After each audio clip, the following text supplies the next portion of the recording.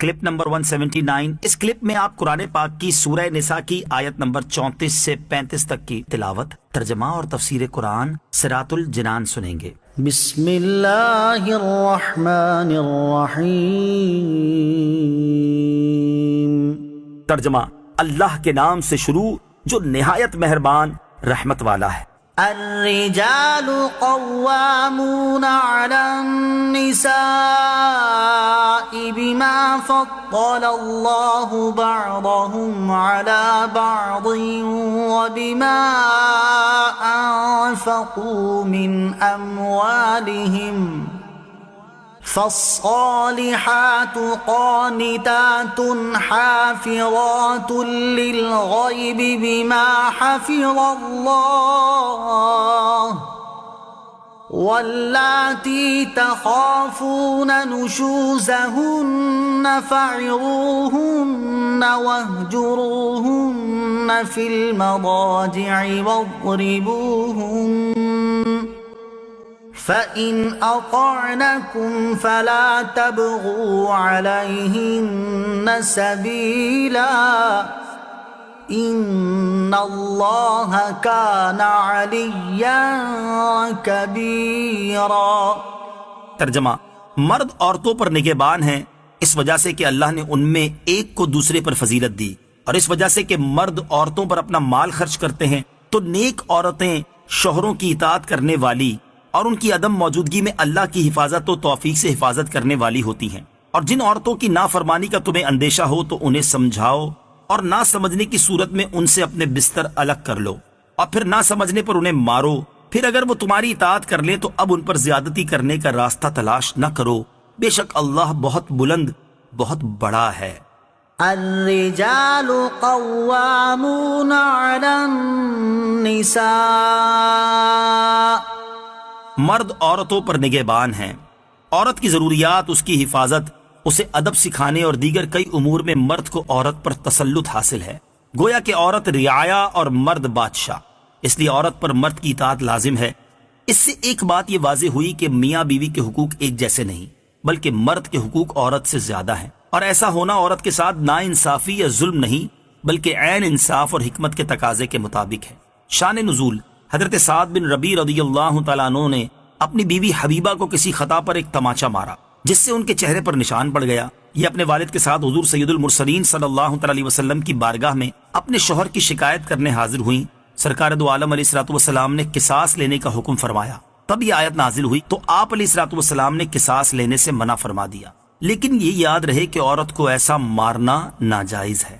بما فضل اللہ بعضهم على بعض، اس وجہ سے کہ اللہ نے ان میں ایک کو دوسرے پر فضیلت دی۔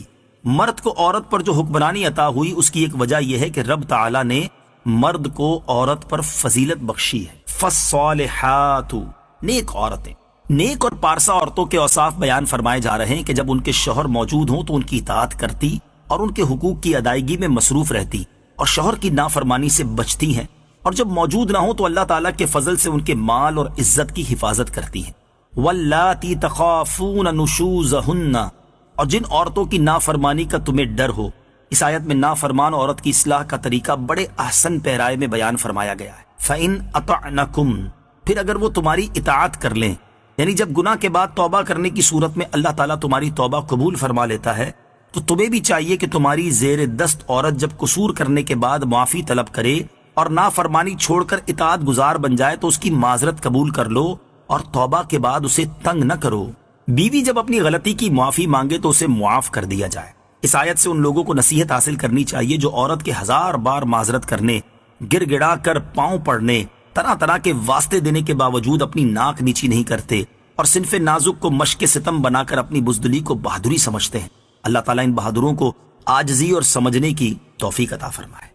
وَإِنْ خِفْتُمْ شِقَاقَ بَيْنِهِمَا فَابْعَثُوا حَكَمًا مِّنْ أَهْلِهِ وَحَكَمًا مِّنْ أَهْلِهَا إِن يُرِيدَا إِصْلَاحًا يُوَفِّقِ اللَّهُ بَيْنَهُمَا ان اللہ کان علیما خبیرا۔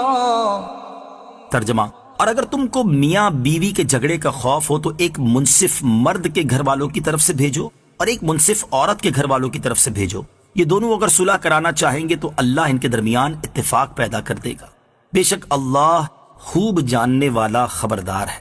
وَإِنْ خِفْتُمْ شِقَاقَ بَيْنِهِمَا، اور اگر تم کو میاں بیوی کے جھگڑے کا خوف ہو، جب بیوی کو سمجھانے، الگ رکھنے اور مارنے کے باوجود اصلاح کی صورت نہ بن رہی ہو تو نہ مرد طلاق دینے میں جلدی کرے نہ عورت خلا کے مطالبے پر اصرار کرے، بلکہ دونوں کے خاندان کے خاص قریبی رشتہ داروں میں سے ایک ایک شخص کو منصف مقرر کر لیا جائے۔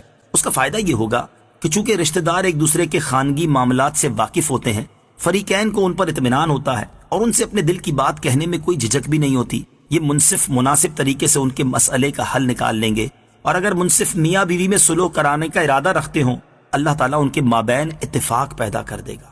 اس لیے حتی المقدور صلح کے ذریعے اس معاملے کو حل کیا جائے، لیکن یہ یاد رکھیں کہ انہیں میاں بیوی میں جدائی کروا دینے کا اختیار نہیں، یعنی یہ جدائی کا فیصلہ کریں تو شرعاً اس میں جدائی ہو جائے، ایسا نہیں ہو سکتا۔